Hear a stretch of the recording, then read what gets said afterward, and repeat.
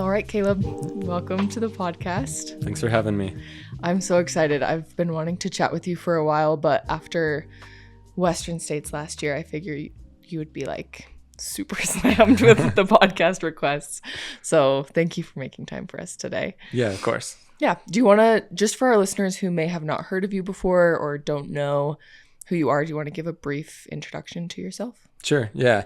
My name is Caleb Olson. I am currently living in Draper, Utah. Although I grew up in the Pacific Northwest, I've been out here for maybe like 7 or 8 years now. I am a ultra runner. I have been doing that since like 2018. Before that, I was really into mountaineering. I ran a little bit of cross country in high school, played some soccer, but I just love the outdoors. So backcountry skiing, running. I used to do a lot of rock climbing. Now I've the main focus has been running, but that's a little bit of my background. I'm also a software developer as my day job.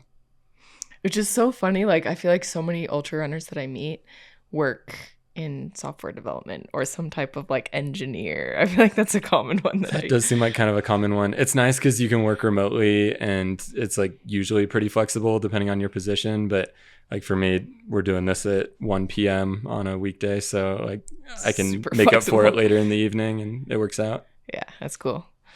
Well, there's a lot of stuff I want to chat about today. The first thing about that I heard you mention a couple times on a podcast that I thought was interesting was your love for reading. Mm-hmm. Are you an audiobook guy or do you read paperback books? Some of both. I also do some Kindle. So it just depends. When I'm training a lot by myself, training for Western States, I end up running a lot in the middle of the day to run in the heat. And not many other people can pull that off. And so I end up running by myself a lot.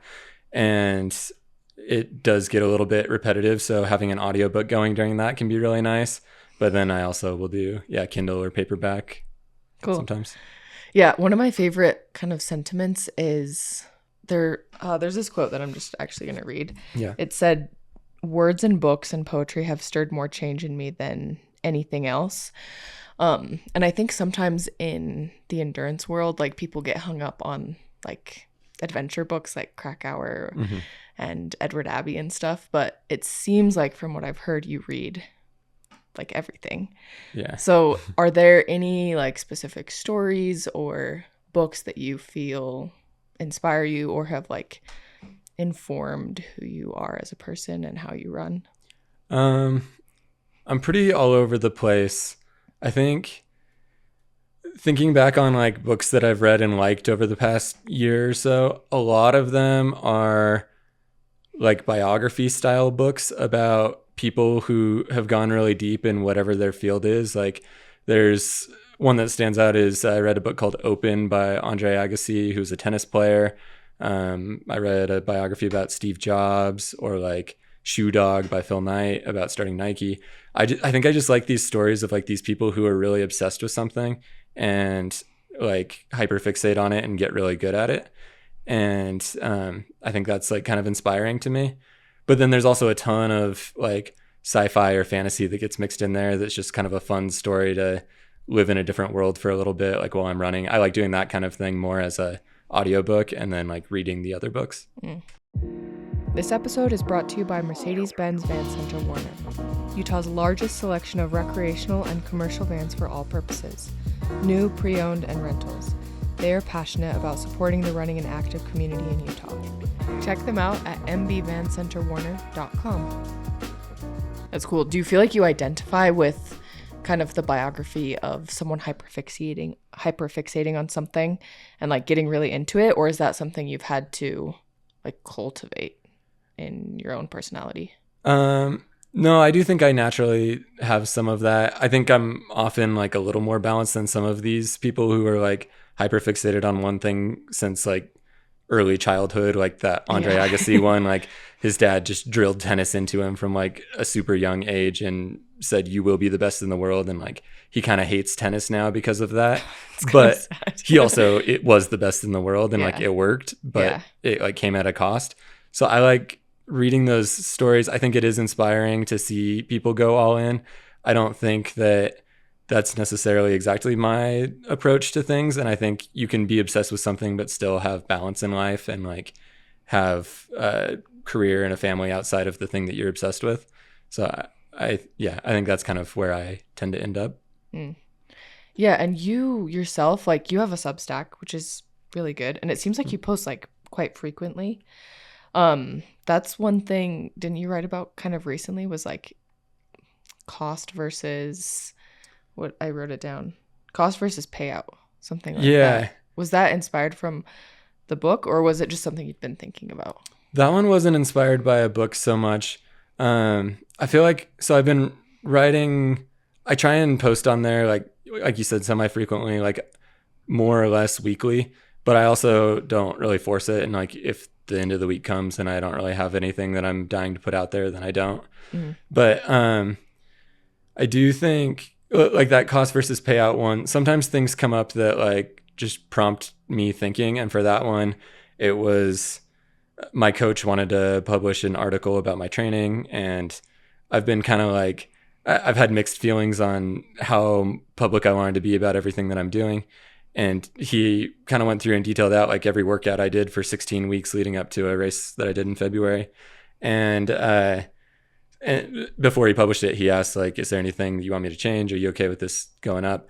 And so that just got me thinking about, like you said, cost versus payout of like, I have this coaching agreement where I'll do some, basically they can use me for like marketing and advertising their coaching services, and in exchange I get their coaching services.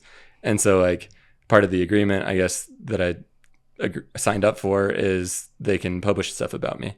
And so I was just like thinking about like, is that worth it? Should I just like, I don't know, you can pay in different forms, and like that could be money, or that could be loss of privacy, or like having to do extra work to, I don't know, go do a photo shoot or something like that, or write an article.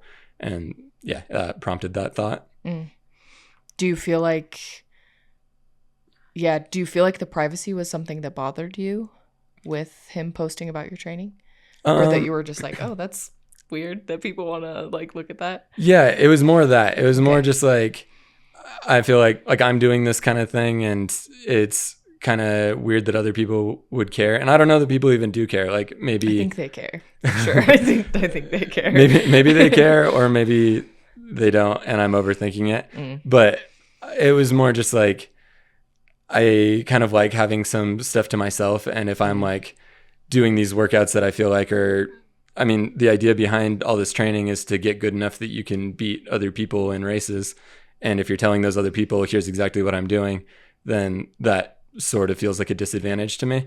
Yeah. And I don't think it really actually matters that much, because those other people aren't going to hear that and be like, I should go do exactly that same thing, or I should go do more. And even if they do, that stuff is tailored to me, and like it wouldn't have the same effect for everybody. Yeah. So I don't know how much it actually mattered, but yeah, that was that. Yeah. It is kind of interesting though. Like, so my husband films for Clayton Young, the YouTube. And at first I was like, when he was posting all of his workouts, all the details of everything, I was like, oh my, like, wouldn't that be intimidating to them to like then have all of America trying to duplicate their builds and like compete with them? Because it's really like their level of running is kind of where you are in like the trail world. It's just, they're at the very top of the game. Like they're the best in America for sure.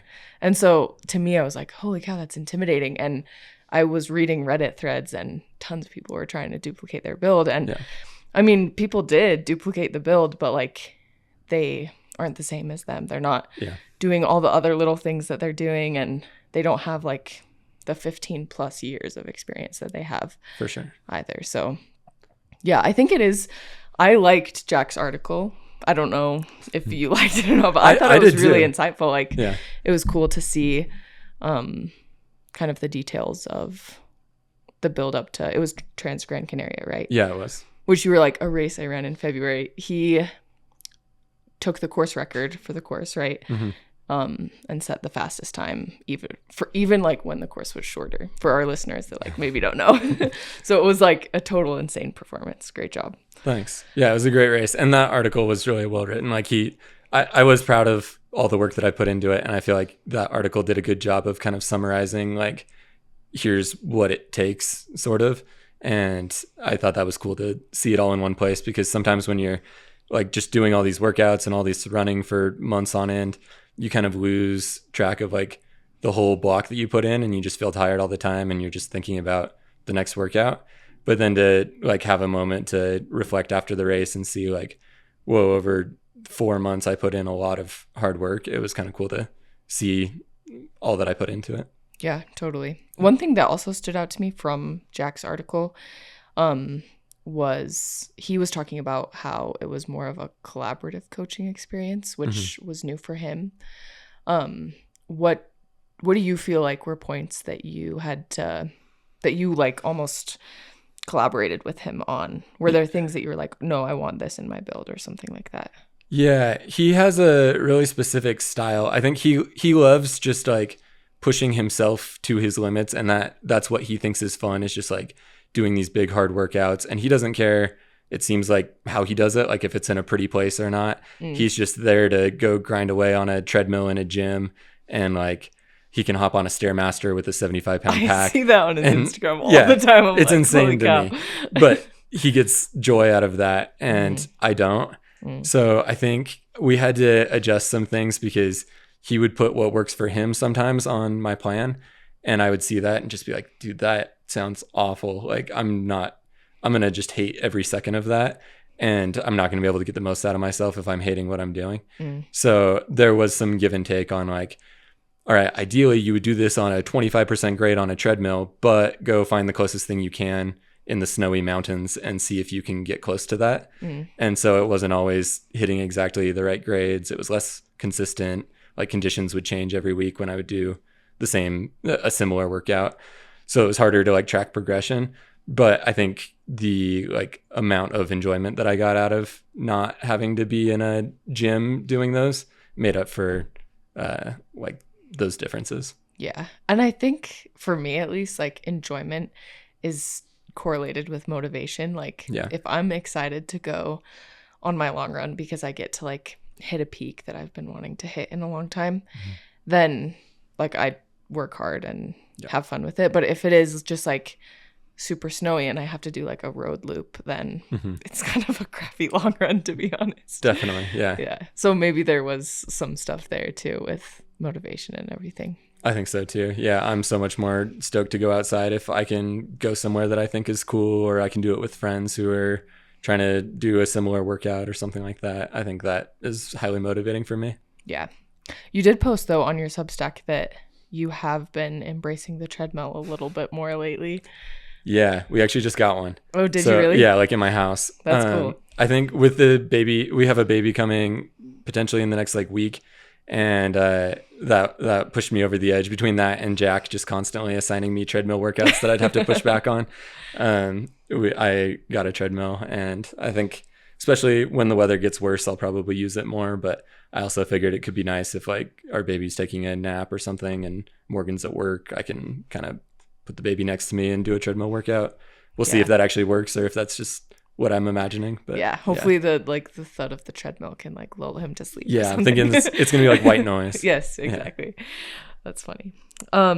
Well, you had mentioned a few things to me earlier about just like kind of building a life around this sport and imagining like different ways that you could build a career in the sport even after you were done running professionally. Yeah. Talk to me a little bit about what you've been thinking there. So I've loved I love running. Like I like being in the mountains. I did it before I was getting paid to do it, and I'll keep doing it after I'm getting paid to do it. I do think that it's really fun. While I have this chance to be sponsored and help get like some of my travel covered, get a bunch of free gear, all that stuff, I want to take full advantage of that and like get as much out of myself as I can competitively. But I also think that like competition and like good results and sponsorship are kind of like a fickle thing that you can lose at any moment. Like I could go break a leg running down some mountain tomorrow and kind of potentially completely lose it. And I think I like the running community and like world that I'm in so much that I would want to stay involved in it even if I wasn't competitively racing. So I do think there are some ways that I can maybe get more involved even while I'm competitively racing, but then also just thinking about like post running career, how can I stay involved? I think it could be fun. I have all these friends who like helped me along my way, knowing like when I was starting ultra running, I really wanted to qualify for CCC and I wanted to go out and race in France because I'd seen a YouTube video about it and I thought it looked awesome. And I didn't know how to qualify. And so my first kind of exposure to ultra running was trying to get qualified to go out and do this race. And I started making friends in the community like Finn and Mike and Leah, and they knew more about what was going on than I did. So they were able to sort of talk me through like, here are the races you need to do to qualify. And then as I started doing more of these races and I checked off some boxes that I wanted to hit, I started having more opportunities and like conversations with brands, for example, and I didn't know who to talk to or how to have those conversations. And those people in my community were more experienced than me and were able to help me out through that. So I'd like to, I think that's a cool way to be involved. And I think that's something that I haven't done a lot of like giving back on. I'd like to find ways to help like newer runners in the sport who don't have those resources and maybe not that same community that I have, to understand like, how can I achieve my goals, I guess, whatever they might be, whether they're like running professionally or qualifying for a certain race or whatever they are. And I don't know, I don't think that like coaching really is a path that I'm qualified to do or have that much interest in. I think that's one that like a lot of ultra runners will say like, I'm good at running, so I should coach. And I personally don't think that that is like for me, but I do think that like mentoring in other ways that aren't training specific necessarily would be an interesting way to stay involved in the sport. Yeah, it sounds like more of like a logistical mentorship rather than like a training mentorship. Yeah, like they can still have their coach if they want one, but then there's so much outside of like actual physical training and coaching that goes on in ultra running. If you want to have certain opportunities, I think a mentor who knows like the business side of the sport and can help you get in contact with people or help, like I said, think through like race logistics. I think that's huge. And that's something that I've relied on a ton for from people from the community and would like to be able to pay that back. So when you signed with Nike, did they give you almost like a rep or like an agent, I guess, that helps you get other deals? Or they don't give you one. You can go out and get your own. Okay. And that's kind of a newer thing, I feel like, in ultra running, where it's like just now sort of becoming financially viable to have an agent. Because before, I think no one was really getting paid enough to give a portion of that to someone else. Yeah. Now more is being invested in ultra running. The deals are a little bit bigger, and I think it's starting to be more worth it. But it's not something that a brand gives you. It's something that you need to go out and look for if you want that. That's interesting. And I think they kind of have some similar things in road running. I mean, road running is huge. It's not like ultra running is definitely not there yet, but they have like Run Elite program in Utah that helps the elite athletes. Would it be like some like kind of similar to that? I mean, maybe that's a much bigger program than what I was thinking, but like eventually that'd be really cool. Even to have scale type of thing. Yeah, or even to include trail in the Run Elite program, I think would be really cool. Like I got invited to a Run Elite program dinner about a year ago with some of the other pro trail runners like Hayden and Anthony, and there were some like we were just at dinner sitting next to like Connor Mance and Clayton Young and all these like, and they're all getting ready for the Olympics, and we kind of felt like the outsiders at that dinner because we weren't actually part of it, and they were just kind of experimenting with including trail. But I do think that would be really cool to see trail included in supportive programs like that are in this case like state funded. Yeah, and it's becoming like so big now, at least on social media. Like it's fun to watch, I think, and the coverage is getting better. I think in the past, like coverage of ultra running has been pretty crappy. And so like now, I mean, there are a lot of influencers and there are a lot of like influencer-y runs, but like even the coverage of big races like Western States is getting better and like funner to watch, easier to watch. So yeah, and like the better the live streams get, I think they'll continue to get better, but the better they get, the more exposure that is for brands, the more valuable you are as an athlete if you can wear branded stuff and do things that people admire and like are noticing your gear that you're using for it or what products you're using. I think that just puts more and more money in the sport, the better that exposure gets. Yeah, you don't really come off to me as someone who's like super into social media or like marketing. Is that something that you see yourself getting into just because of like the financial viability that it can bring, or is that not really something you're interested in? I don't like the idea of having that be like one of my whys. Like I don't ever want a motivation for me to be like, I'm doing this to get more followers on social media. And I think Instagram, I have a hard time thinking of Instagram as anything but like sort of that kind of game. Like if I get followers naturally from doing well at races, then that's great. But I don't want to have to post weekly to build my following or something like that. Yeah. I do think, like you mentioned, I started a Substack. I think that's been sort of a more authentic way for me to put some of my thoughts out into the world. And like, it's just been a nice creative outlet to, I consume so many books and podcasts and stuff that I have all this stuff going in and nothing really coming out. And that's been a good way to put back out into the world some of like my thoughts based on everything I'm consuming. But again, the goal is not really to like monetize that or get a big following. It's just if people want to follow along that journey and read what I'm writing, then that's cool. But it's also fine if they don't. Yeah. Also, I mean, your Substack, from what I read, is like full of nuance, right? And like there's all these different, like I can tell you've been like chewing on it during long runs or whatever. But Instagram, there's no room for nuance. Like you have 10 seconds or whatever to like talk to someone. Yeah. And so it is definitely like a more shallow way of like getting things out there. Yeah. Another thing that I had thought of when you'd mentioned like creating a career out of this was like working for brands, like maybe like taking some type of role for a brand. You seem to be like pretty analytical. Do you have a specific role that you're like, oh, that would maybe be fun to like work in the running space? Yeah, I mean, I've gotten really interesting exposure to like Nike obviously has been the main brand that I've worked with on the product side, and like going out to their campus and seeing their product development teams or their product research teams in action. Campus like, in Oregon? In Oregon, yeah. Cool. Like I've done runs before in shoes that they're testing where we're collecting all sorts of data about those shoes, or I frequently get sent like test pairs of shoes that they're developing to just run on at home and give product feedback on. And I think as part of doing that, you learn a lot about the product development cycle. You learn about what you like in a shoe and what you don't.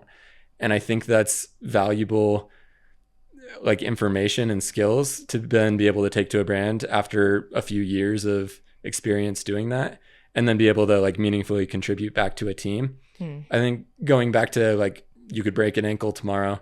It would be nice to have some sort of like peace of mind in contracts, or not even necessarily in contracts, but just know like all of this running that I'm doing and all of this work with brands that I'm doing isn't just valuable while I'm a sponsored athlete. I'm also actually building something that could be rolled into a longer term career. And I think that's something that we don't see very often, although there are a couple examples like Anton going to La Sportiva now as an employee versus just a sponsored athlete after decades of wearing their gear. I think that sort of thing seems really appealing to me. I don't know exactly what the right role would be, but I think athletes are usually motivated, hardworking people, and they have a good sense of the industry direction and what an athlete wants, and that's all valuable to brands. Yeah. I think ultra running too it takes some, you have to be a little bit analytical to be like in the elite field of ultra running, because you do have to figure out like the 100-mile distance. You have to figure out the 100K distance. Like there is a lot of like analyzing that goes on and finding what works for you and troubleshooting.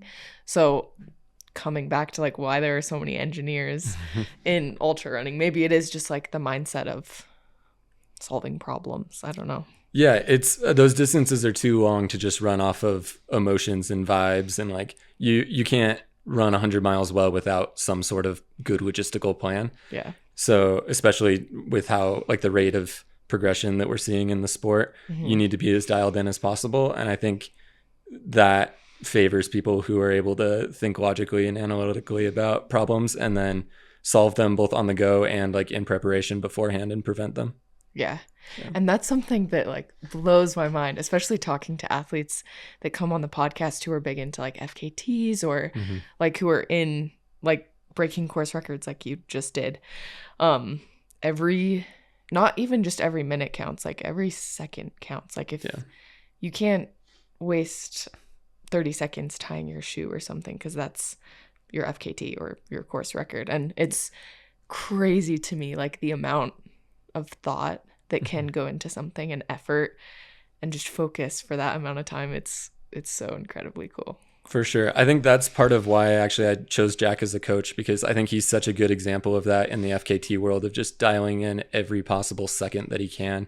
And I listened to your interview with Anna DeMonte. I think obviously they spend a lot of time together. Yeah. I think she's very similar, and just like those guys put so much effort into scouting out routes and dialing in every single aspect of it. And that is kind of what it takes these days. Yeah. She talked about like gear changes at the top of Mount Blanc from like coming up to like skiing down, and just things that I never would have like thought of or imagined, but like that's where the sport is going. And yeah, it just blows my mind. It's so cool to hear people get excited about that, I think. For sure.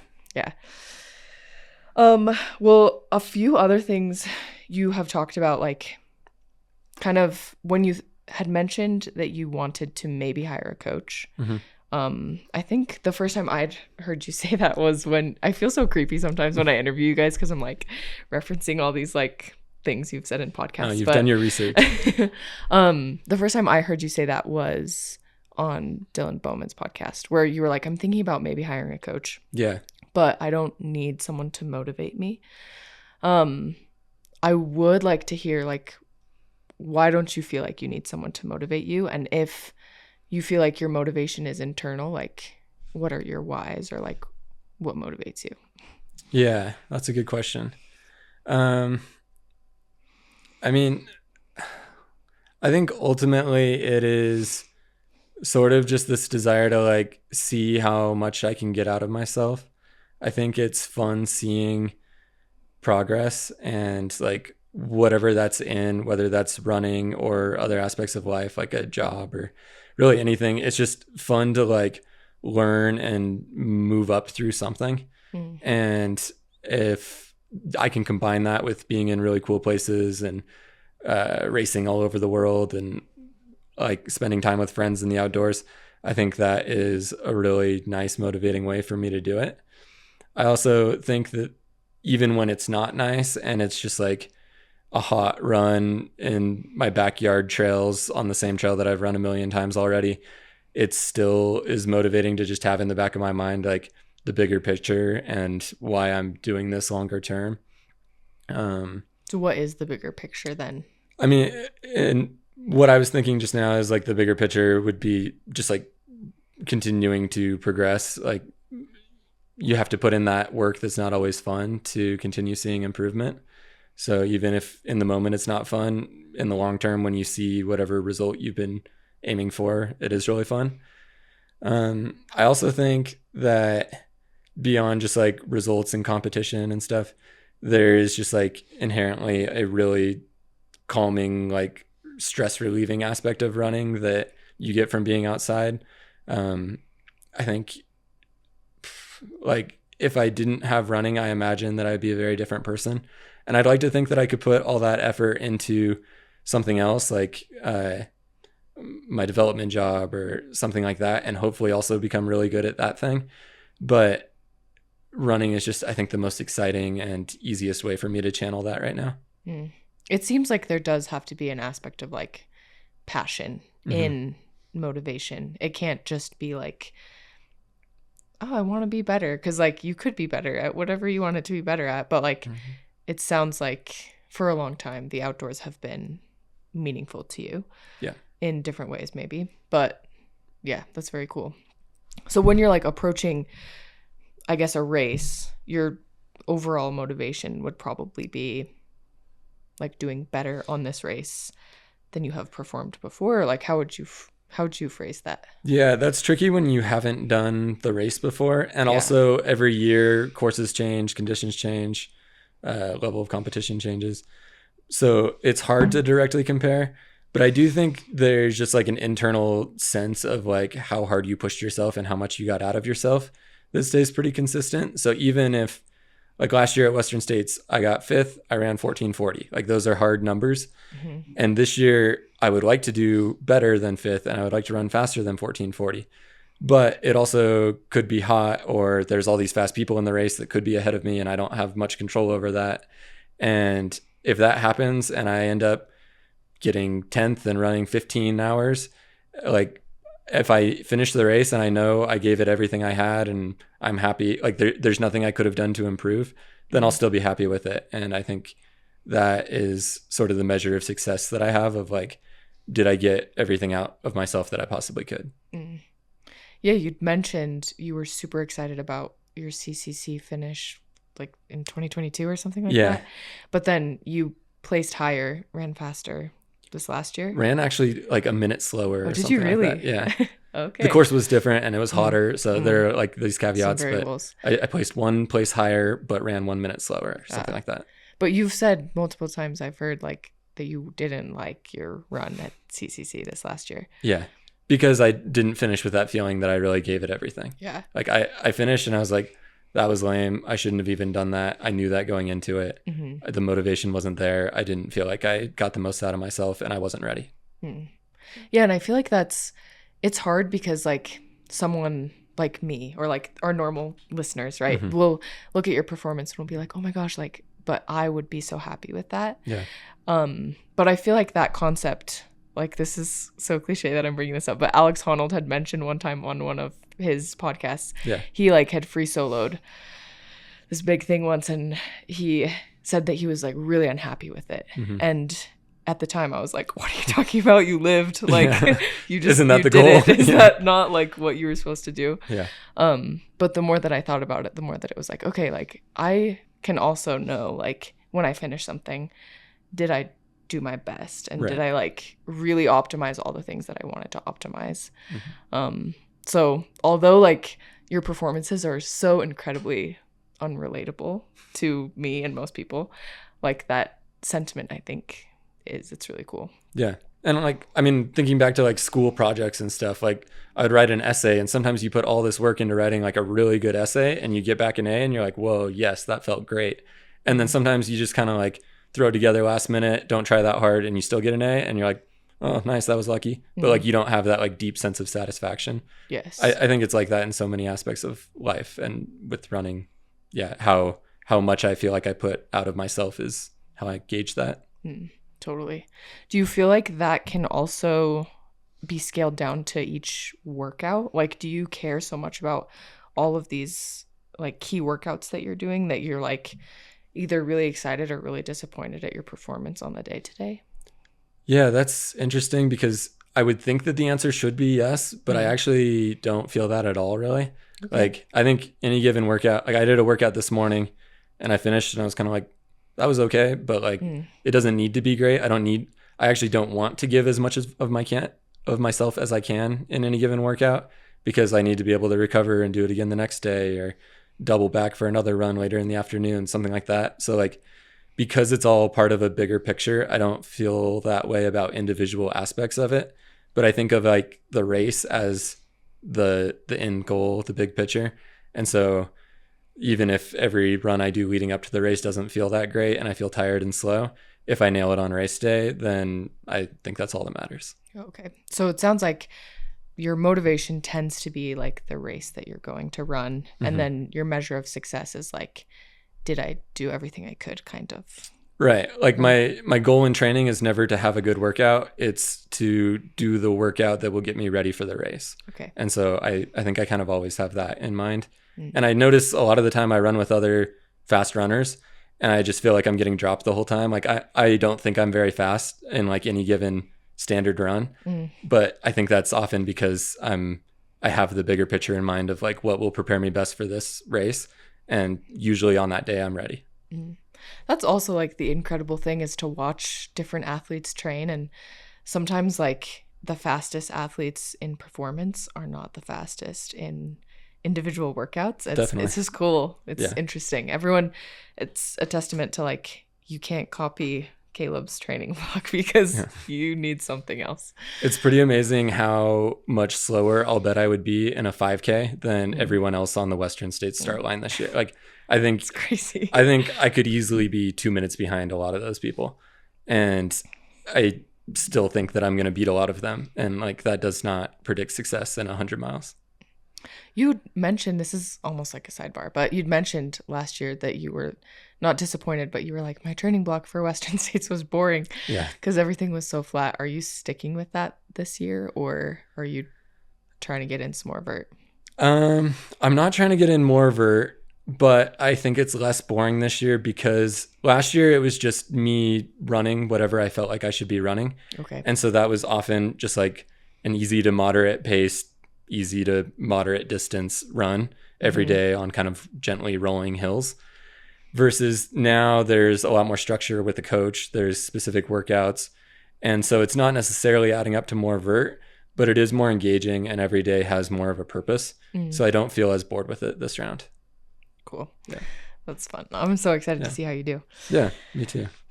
Oh yes. And then you have said before too that you like to do fun things around races. Like you wanted to go to Chamonix this last year because you wanted to do Mont Blanc. Yeah. How are you choosing your race schedule right now? Is this strategic in like, I want to move up in my career as an athlete, or is it like, I want to do as well as I can, but also have fun? It's some of both. Okay. I remember asking my Nike athlete manager at the beginning of the year, like, is there anything that you for sure want me to do? Like, I know some of these races get a lot more attention. Western States, UTMB, these are big like opportunities for people to see you. And I think brands do kind of want you to participate in those key events. But it was actually pretty close to coming off of that kind of disappointing CCC where she saw, like I talked to her in the days leading up, and I think she saw my level of motivation for that race. And so I loved her answer. It was just like, do whatever you're excited for. There's no race that we want you to do or need you to do. Do whatever inspires and motivates you, because if you're excited about the race, then you're going to do better. And that's what we want as a brand, is for you to do well. So I think like above what I think the top competition is or what brands want me to do is just what am I excited about. But I do think those often overlap because the really cool big races are also exciting. Yeah. This year, I've heard a lot of great things about Transgrancanaria before. I really wanted to go out and see that island and participate in that. It usually has pretty good competition. So that was a draw for me. And then the rest of my races, Western States, and I'm assuming this podcast won't come out until after tomorrow, so I can say Worlds, that like those races are some of the most competitive, biggest races in the sport. And I think this year I've learned from last year's experience of like how long it takes me to recover after a race, how frequently I can pull off racing. And I think what I've landed on is I need probably at least like 3-ish months between races to really do well. And I also, last year I stacked in just a ton of like little local 50Ks and stuff, which were great. And I don't regret doing it, but I do think it's harder to train through all those smaller races in pursuit of bigger goals. Yeah. So this year I haven't been doing that. Like I'm thinking, I think the only race I've done this year is Transgrancanaria, and the next one I'll do is Western States probably. So like I'm going over half the year with only 2 races, which is a lot less for me than I've done before. But I do think being more intentional about those should hopefully mean better, more focused results. And going back to what you were saying about choosing ones that are in cool places to be able to do other things around them, I've loved that. Like doing Mount Blanc before CCC was by far the highlight of that trip above CCC itself. I did a similar thing where I went to Mexico last year and climbed this mountain called Pico de Orizaba that's right next to a race that I did. And the race was fine, but the peak was awesome. And like, that's the part that stands out about that trip. So I think I want to continue doing that. I don't think you can always pull that off. And it also depends on the location. But I'm going to be doing a trip out to Spain in September for that Worlds race. And I have some ideas floating around about things I would want to do before that I'm not quite ready to say because I don't know if they're actually going to happen or not. But there are some things that I'm excited about in that area. That's so cool. Yeah. You said before we'd started rolling the podcast that your wife comes along with you too. Does she help choose these things that you want to do? Because she did Mount Blanc with you, right? She did Mount Blanc with me. She also had done the Hout route like the couple days before Mount Blanc. Really? So yeah, she had this whole itinerary that she was all excited about. That's cool. Yeah, she loves going to these kind of things with me. It's going to be interesting to see if or how things change having a baby. But I do think she wants to continue being a part of it as much as she possibly can. Yeah, totally. Is there anything, I mean, expecting your first child, I want to be clear that I'm not asking for like parenting tips or whatever. I want to hear, I want to hear like what you're excited to like pass on to your kid about the outdoors, endurance sports. Both of your parents sound like they're really into it. Yeah. So are there any specific like lessons that you've learned or experiences that you've had that you're like, oh man, if my son could like feel this, I would want him to feel this? Yeah. I mean, I think it's tricky because you can't force anything. It seems like I almost feel like if you push people to do something, they're almost going to resent it and not want to do it. Yeah. So I don't know what the answer is, but ideally, I mean, I'd love to give him plenty of opportunities to be exposed to the outdoors and see if that's something that like resonates with him and he can get into, because that's such an important thing for me that it would be fun to do that sort of thing together. But I think whether or not that's outdoors activities, just having like passion for life and finding something that he really likes doing, I think is something that I would really encourage. And it almost doesn't really matter what that is. I also see we were talking before, a lot of our friends right now are either pregnant or having kids or have young kids, and seeing them as parents of young kids, it's really interesting to see the different parenting styles and see what I can relate to. And I really like the idea of being able to give a kid lots of freedom and not like keeping too close of an eye almost on them, like letting them explore and find out for themselves what they like, I think is something that I'm excited to encourage in a kid. Yeah, it's so exciting. It's really cool. Like I see like the Krellins are pretty big in Salt Lake, and I see them like when Alexis ran UTMB last year, they made like a whole climbing family trip out of the whole thing. It was really cute just to see them, because passion is contagious. Like no matter what it is, maybe their kids won't be like super serious climbers. They look like they probably will be, but they are passionate at least, which is really cool. Yeah. And like there's so many good attributes that come along with passion. Like if you're passionate, you're naturally going to be motivated and driven, and you're probably going to be a lot less lazy. Like and happy too. And happy. Yeah. Yep. I think passion can get you a long way. Yeah, I agree. Well, I always end these episodes with asking our guests a question of if there's someone out there who really resonates with you or who resonated with anything in this episode is listening, what piece of actionable advice would you want to leave them with? Yeah. I think maybe two things. Staying with the passion theme, like reflect on what you want and go for it. Like, I don't think there's really any dream too big for most people. I think if you're excited about something and you're willing to work hard for it, you can do things that surprise you. And then I also think maybe along those same lines, like lean on people around you who have experience. I mentioned earlier, like, I don't think I ever could be where I'm at with ultra running if I hadn't had the community around me that I've got, and friends who are willing to help me, but then also me being willing to ask for that help. So I think like, be willing to reach out and put yourself in vulnerable spots, and use the people around you to help you get where you want to go. Cool. Yeah. And maybe I'm throwing you under the bus here, but it sounds like Caleb is ready to like give back. So if there are any athletes who are looking to like become pro trail runners, like I'll link his Instagram below. I'll link your Substack, and then any other things that you give me. But thank you so much for coming on the podcast. Yeah, for sure. Thanks for having me on. That was a good chat.